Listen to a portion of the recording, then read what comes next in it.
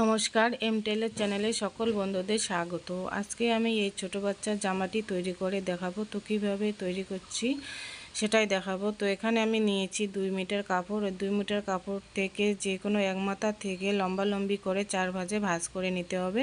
ভাঁজ করে নেওয়ার পর এখানে শেস্তর মাপটি নিয়ে নিতে হবে। শেস্তর মাপ আমি এখানে 14 ইঞ্চি নিয়ে তারপরে সোজা একটি দাগ দিয়ে তারপরে পুটির মাপ নিয়ে নেব 6.5 ইঞ্চি। তারপরে বগলের মাপ নিয়ে নেব 5.5 ইঞ্চি। তারপরে দিকে বডির মাপ নিয়ে নিতে হবে 4 ভাগের 1 ভাগ, আর এক্সট্রা সেলাইয়ের জন্য 1.5 ইঞ্চি। তারপরে দাগ দুটি মিলিয়ে দিতে হবে। মিলিয়ে দিয়ে এদিকে গলার চওড়া নিয়ে নেব 2.5 ইঞ্চি। তারপরে গলার ডিপ নিয়ে নেব 4.5 ইঞ্চি। এটা হচ্ছে সামন পাটের গলার ডিপ নিয়ে তারপরে দাগ দুটি মিলিয়ে দিয়ে পিছন পাটের গলার ডিপ নিয়ে নেব 2 ইঞ্চি। তো এখানে রাউন্ড শেপটি দিয়ে তারপরে পিছন গলার ডিপ 2 ইঞ্চি দিয়ে আবার রাউন্ড শেপ দিয়ে দিচ্ছি। দেওয়া হয়ে গেলে এবার কোমরের মাপ নিতে হবে 4 ভাগের 1 ভাগ, আর এক্সট্রা সেলাইয়ের জন্য 1.5 ইঞ্চি।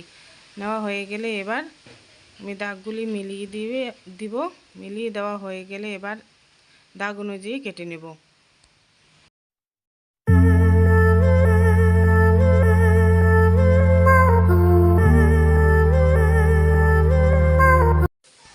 এখানে প্রথমে পিছন পাট গলাটি কেটে নিয়ে তারপরে একটি পাট বের করে নিয়ে তারপর সামন পাটের গলার ডিপ কেটে নিতে হবে।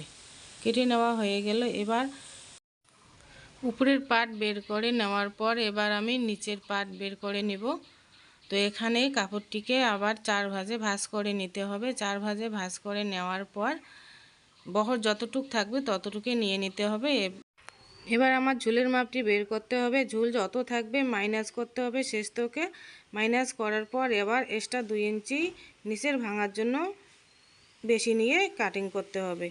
তো নিচের পাটটি আমার কাটিং করা হয়ে গেল। এবার কুচির জন্য আমি এখানে 3 ইঞ্চি করে নিয়ে নেব।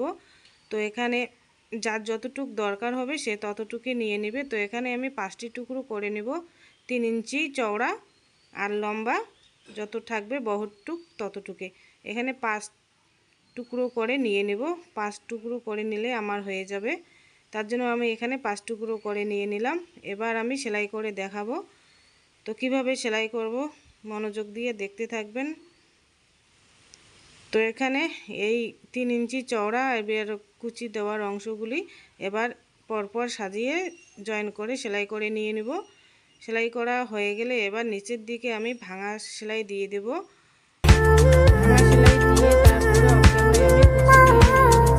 অক্টোবরে আমি কুচি দিয়ে নিয়েছি। দেওয়ার পর এবার আমি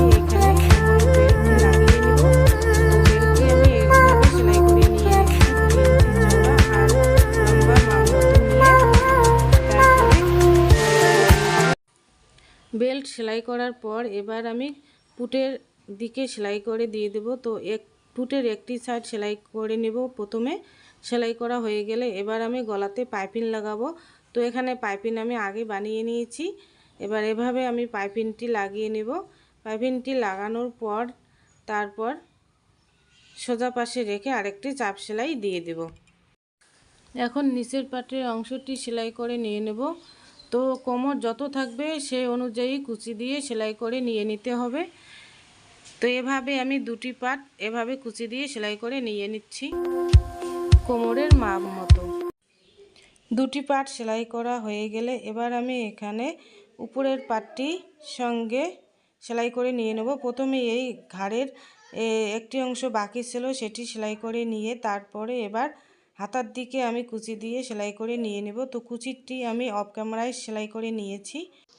এভাবে সেলাই করা হয়ে গেলে তারপরে সোজা পাশে একটি আমি চাপ সেলাই দিয়ে সেলাই করে নিয়ে নেব।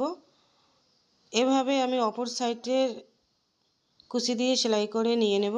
নেওয়া হয়ে গেলে এবার এখানে ফিতার জন্য আমি আগে কাপড় কেটে সেলাই করে নিয়েছি। তো ফিতাটি এভাবে কোমরের দিকে সেলাই করে নিয়ে নেব। তারপর সাইডের সেলাই দিয়ে দেব। তো যে কোনো একটি সাইডের সেলাই দিয়ে তারপরে নিচের আমি কুচি দিয়ে নেব। তার জন্য এখানে একটি সাইড রেখে আরেকটি সাইডে সেলাই করে নিয়ে তারপরে এক মাথা থেকে ধরে এই কুচি কাপড়টি সেলাই করে নিয়ে নেব। সেলাই করা হয়ে গেলে সেমভাবে আমি সোজা দিকে একটি চাপ সেলাই দিয়ে